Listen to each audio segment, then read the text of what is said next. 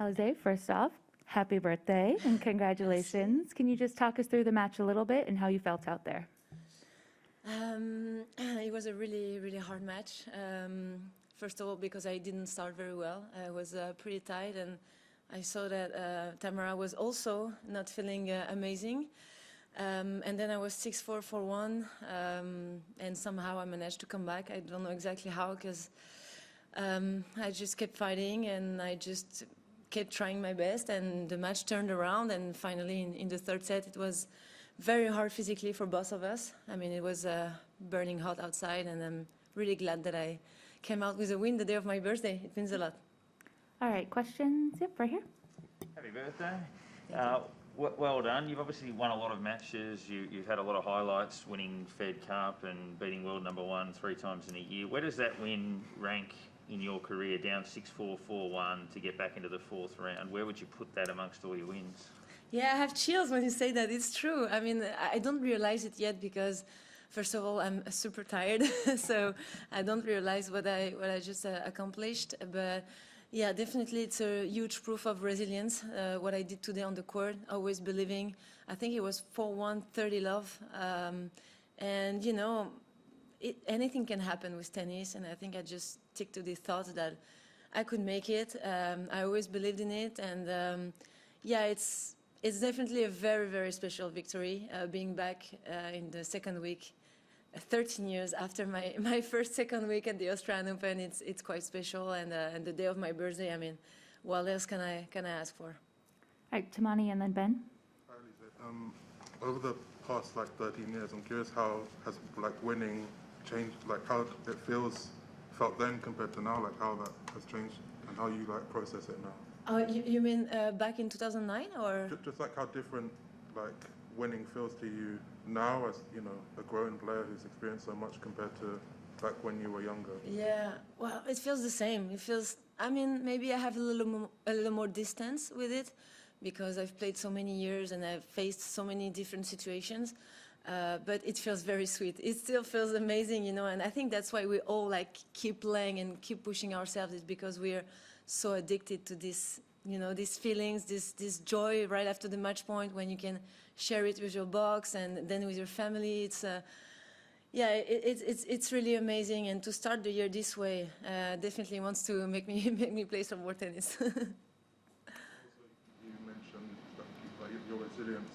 I'm curious, at what point in your career or life did you realize that you were resilient?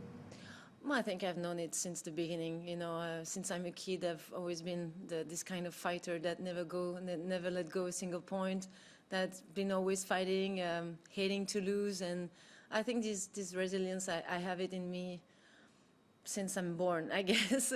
But sometimes it's very helpful on the court. Ben? Happy birthday, first of all. There's been a lot of talk about your streak of Grand Slams now, that you have the chance to get this record this year.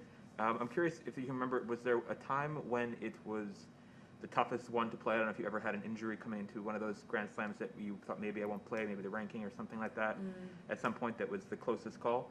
And then also, just what would it mean to you to get, after all these slams, potentially, if you win the next one, get a first quarterfinal? What would that mean to you?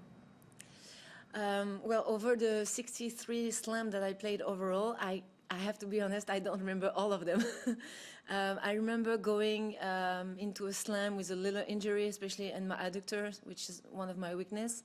But I never questioned my participation to one of the slam. Not so far ago in the US Open, when I was playing against Ons Jabeur, I had a pain in the adductor after my run to the final in Chicago. And I knew it would be tough, but I knew I would try, and I lost in 2 tight sets. So no, I think I'm pretty solid physically and lucky enough not to have an injury during this 60 straight Grand Slam. And to answer the second question, I don't want to think about this quarterfinal because I have the feeling it's getting a little an obsession. And I don't want it to be an obsession. I'm enjoying so much my run here so far. I had a really great time on the court again with the crowd supporting me. It it's just amazing feeling, and I want to fill my heart with all this energy without thinking that, okay, I might get finally my quarterfinal that I'm looking for the past 15 years. We'll see how it goes. I will keep just doing my best on the court, and if it happens, great, and if not, I mean, it's still amazing what I'm living every day here. Has it been an obsession for you in the past? A little bit. I think 2 years ago at the US Open, crossed my mind. You know, I was like, "Ooh, that's probably one of the biggest chances I have to make it," and it made me.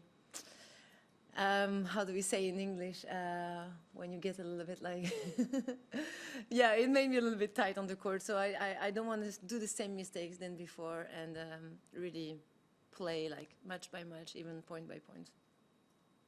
You have no question here? Could you talk a little about the matchup of the next match? I don't know who I'm playing against, and I don't want to know. Okay. I'm sorry. I did the same for the previous match. I just want to enjoy the moment, you know, and not think about like, okay, who I'm going to play, the tactic, whatever.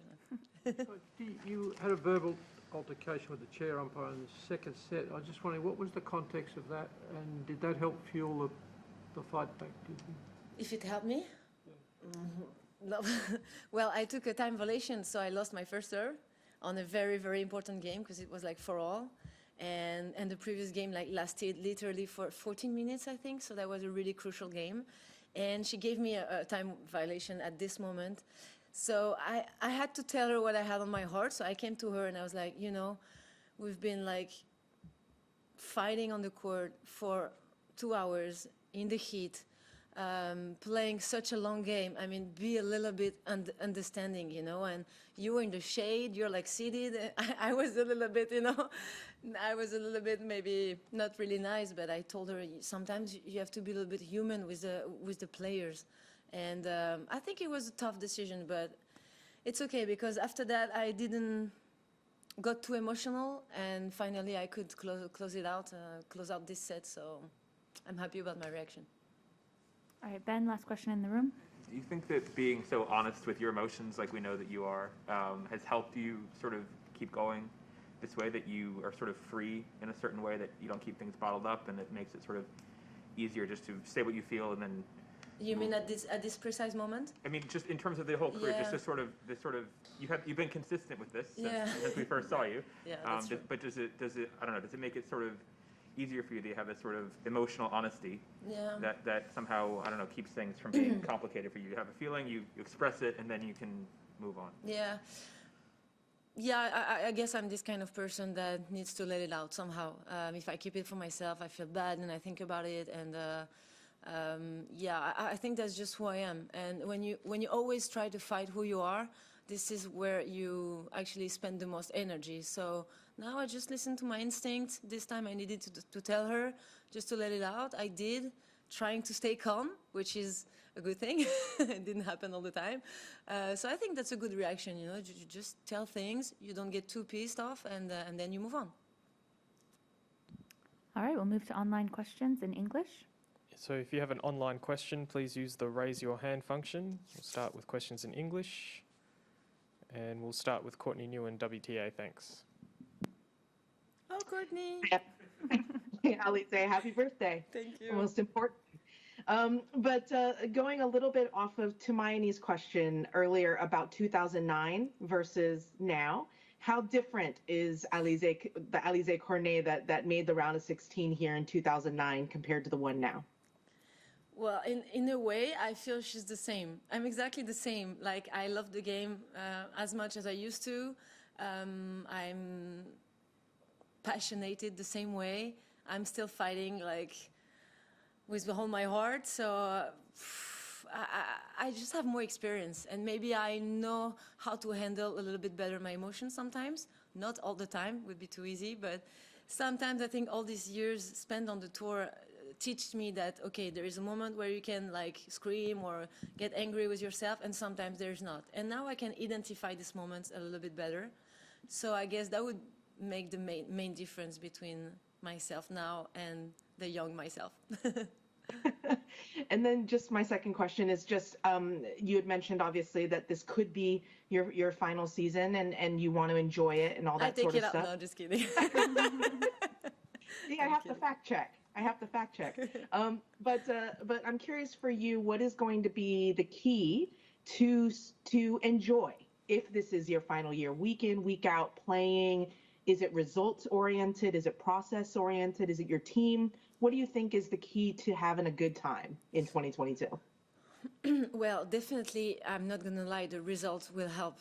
I'm having so much fun right now by making the second week of a slam than when I lost first round last week in Adelaide. We're not going to lie, results really help.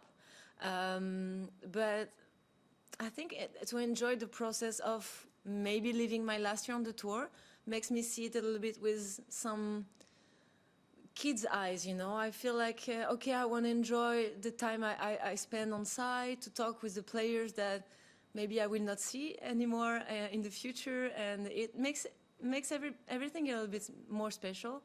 And although I think what's the most important is to really keep working on this this notion of living the present moment, even on the court. Like, I'm much more in the present moment than, okay, what's going to happen, what just happened, which occasion did I miss, or, oh, I'm going to lose this, I'm going to win, or I'm going to lose this match. You always have some, you know, mental projection in the future or in the past.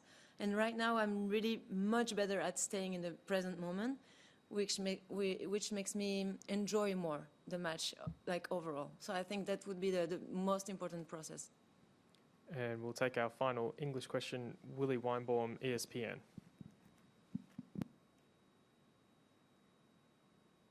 Hi, and happy birthday as well. Thank you. One of the players who also said she's enjoying herself as much or maybe more than in recent years is Simona Halep. What have been your observations of the way she's playing and the attitude that she's exuding? Yeah, I feel she's kind of back at her best level. Simona, I've seen her play in Melbourne when she won the tournament, and you can see, like, because I followed her for many years, she's a player that I really admire, that I also identify a little bit myself too, because she has this, you know, this will, and she's such a fighter, and the way she plays with a lot of variation and stuff. So what I saw last year in her game has definitely changed, I think, this past months. I think now she's back on track for real. I can see, like, she's ambitious in her eyes, and I would not be surprised that she goes very far in the tournament.